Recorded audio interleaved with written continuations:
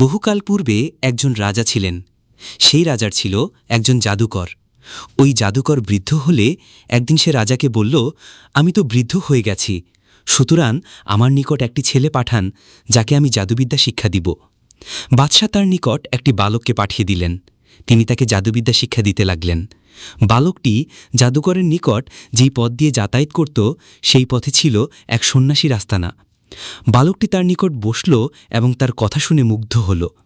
বালকটি জাদুকরের নিকট যাওয়ার সময় ওই সন্ন্যাসীর নিকট বসে তার কথা শুনত। ফলে জাদুকরের নিকট পৌঁছতে বালকটির দেরি হতে বলে জাদুকর তাকে প্রহার করত। বালকটি সন্ন্যাসীর নিকট একথা জানালে তিনি বালককে শিখিয়ে দেন যে, তুমি যদি জাদুকরকে ভয় করো তাহলে বলবে বাড়ির লোকজন আমাকে পাঠাতে বিলম্ব করেছে, এবং বাড়ির লোকজনকে ভয় পেলে বলবে জাদুকরই আমাকে ছুটি দিতে বিলম্ব করেছে।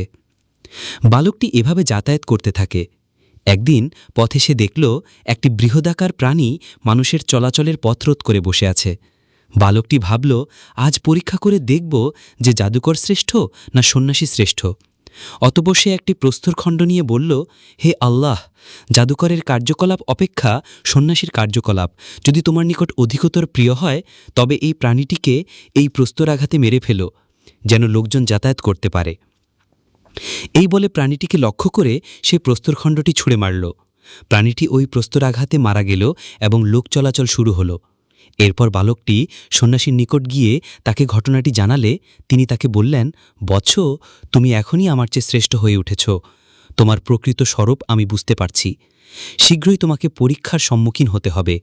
যদি তুমি পরীক্ষার সম্মুখীন হও তাহলে যেন আমার কথা প্রকাশ করে দিও না। বালকটির দোয়ায় জন্মান্ধ ব্যক্তি চক্ষুষ্মান হতে লাগল, কুষ্ঠব্যাধিগ্রস্ত ব্যক্তি নিরাময় হতে লাগল এবং লোকজন অন্যান্য রোগ হতেও আরোগ্য লাভ করতে লাগল। এদিকে রাজার একজন সহচর অন্ধ হয়েছিল। সে বহু উপঢৌকন সহ বালকটির নিকট গিয়ে বলল, তুমি যদি আমাকে চক্ষুষ্মান করে দাও তাহলে এ সবই তোমার। বালকটি বলল, আমি তো কাউকে আরোগ্য করতে পারি না, বরং রোগ ভালো করেন আল্লাহ। অতএব আপনি যদি আল্লাহর প্রতি ঈমান আনেন তাহলে আমি আপনার রোগমুক্তির জন্য আল্লাহর নিকটে দোয়া করতে পারি, তাতে তিনি হয়তো আপনাকে আরোগ্য দান করতে পারেন। ফলে লোকটি আল্লাহর প্রতি ঈমান আনল। আল্লাহ তাকে আরোগ্য দান করলেন। পূর্বের ন্যায় তিনি রাজার নিকটে গিয়ে বসলে রাজা তাকে জিজ্ঞেস করলেন, কে তোমাকে দৃষ্টিশক্তি ফিরিয়ে দিল? সে বলল, আমার রব। রাজা বললেন, আমি ছাড়া তোমার রব আছে কি? সে বলল, আমার ও আপনার উভয়ের রব আল্লাহ। এতে রাজা তাকে ধরে তার উপর নির্যাতন চালাতে থাকে। অবশেষে সে বালকটির নাম প্রকাশ করে দিল। অতঃপর বালকটিকে রাজদরবারে আনা হল।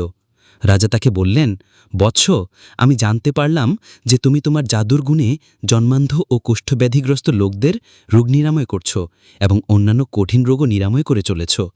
বালকটি বলল, আমি তো কাউকে রোগমুক্ত করি না, রোগমুক্ত করেন আল্লাহ।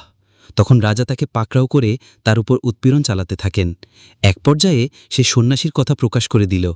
তখন সন্ন্যাসীকে ধরে আনা হলো এবং তাকে বলা হলো, তুমি তোমার ধর্ম পরিত্যাগ করো। কিন্তু সে অস্বীকৃতি জ্ঞাপন করলে তখন রাজার আদেশক্রমে করাত নিয়ে আসা হলো। তিনি তার মাথার মাঝখানে বসালেন এবং তার মাথা ও শরীর চিরে দ্বিখণ্ডিত করে ফেললেন। তারপর রাজার সহচরকে আনা হলো এবং তাকেও তার ধর্ম ত্যাগ করতে বলা হলো, কিন্তু সেও অস্বীকৃতি জানালে তাকেও করাত দিয়ে চিরে দ্বিখণ্ডিত করা হলো। তারপর বালকটিকে হাজির করে তার ধর্ম পরিত্যাগ করতে বলা হলো। বালকটিও নিজ ধর্ম পরিত্যাগ করতে অস্বীকার করল। তখন রাজা তাকে তার লোকজনের নিকট দিয়ে বললেন, তোমরা একে অমুক পাহাড়ে নিয়ে যাও এবং তাকে সঙ্গে করে পাহাড়ে আরোহণ করতে থাকো। যখন তোমরা পাহাড়ের উচ্চশৃঙ্গে পৌঁছবে তখন তাকে তার ধর্ম পরিত্যাগ করতে বলবে। সে যদি অস্বীকার করে তাহলে তোমরা সেখান থেকে তাকে নিচে ছুঁড়ে ফেলে দিবে। তারা বালকটিকে নিয়ে পাহাড়ের উপরে উঠলে বালকটি দোয়া করল, হে আল্লাহ, তোমার যেভাবে ইচ্ছা হয় সেভাবে তুমি আমাকে এদের কাছ থেকে রক্ষা করো। তৎক্ষণাৎ পাহাড়টি কম্পিত হয়ে উঠল এবং তারা নিচে পড়ে মারা গেল।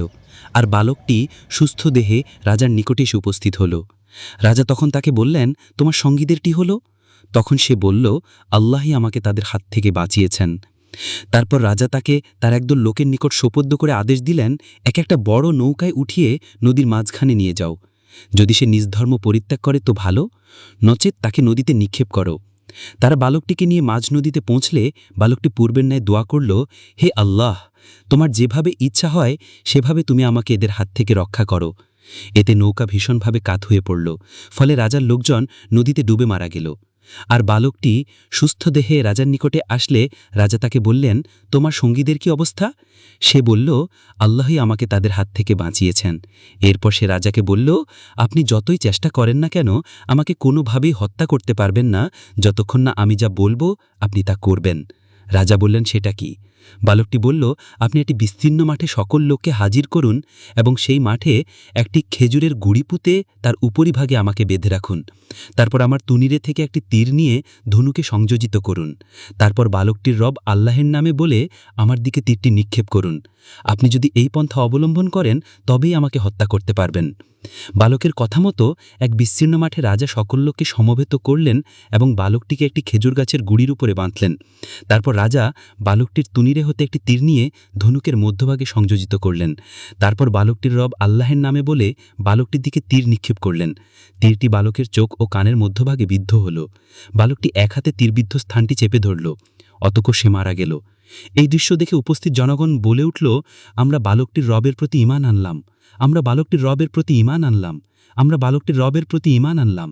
তারপর রাজার লোকজন তার নিকট গিয়ে বলল, আপনি যা আশঙ্কা করছিলেন তাই শেষ পর্যন্ত ঘটে গেল। সব লোক বালকটির রবের প্রতি ঈমান আনল। তখন রাজা রাস্তাগুলো চৌমাথায় প্রকাণ্ড গর্ত খনন করার নির্দেশ দিলেন। তার কথা মতো গর্ত খনন করে তাতে আগুন প্রজ্বলিত করা হলো। তারপর রাজা হুকুম দিলেন, যে ব্যক্তি বালকের ধর্ম পরিত্যাগ করবে না তাকে ওই আগুনে নিক্ষেপ করে পুড়িয়ে মারো, অথবা তাকে বলবে তুমি এই আগুনে ঝাঁপিয়ে পড়ো। রাজার লোকজন তার হুকুম পালন করতে লাগল। ইতিমধ্যে এক রমণীকে তার শিশু সন্তান সহ উপস্থিত করা হলো। রমণীটি আগুনে ঝাঁপ দিতে ইতস্তত করতে লাগলে শিশুটি বলে উঠল, মা, সবর অবলম্বন করতে আগুনে প্রবেশ করুন, কেননা আপনি হক পথে আছেন। পবিত্র কোরআনের সূরা বুরুজে এই ঘটনার দিকে ইঙ্গিত করে বলা হয়েছে, ধ্বংস হয়েছিল গর্তওয়ালারা, ইন্ধনপূর্ণ যে গর্তে ছিল অগ্নি, যখন তারা তার পাশে বসেছিল এবং তারা মুমিনদের সাথে যা করছিল তা প্রত্যক্ষ করছিল। তারা তাদের নির্যাতন করেছিল শুধু এ কারণে যে তারা বিশ্বাস করত পরাক্রমশালী ও প্রশংসার্হ আল্লাহে। শিক্ষা: প্রত্যেকটি আদম সন্তান স্বভাব ধর্ম ইসলামের উপর জন্মগ্রহণ করে। মুমিন বান্দা সর্বদা আল্লাহকে স্মরণ করবে ও কায়মানোবাক্যে তার নিকট দোয়া করবে। রোগমুক্তির মালিক একমাত্র আল্লাহ, কোনো পীর ফকির বা সাধু সন্ন্যাসী নয়। আল্লাহর পথের নির্ভীক সৈনিকেরা বাতিলের সামনে কখনো মাথা নত করে না। মুমিন দুনিয়াবী জীবনে পদে পদে পরীক্ষার সম্মুখীন হবে। এর মাধ্যমে আল্লাহ তার ঈমানের মজবুতি পরখ করেন। হকের বিজয় অবশ্যম্ভাবী।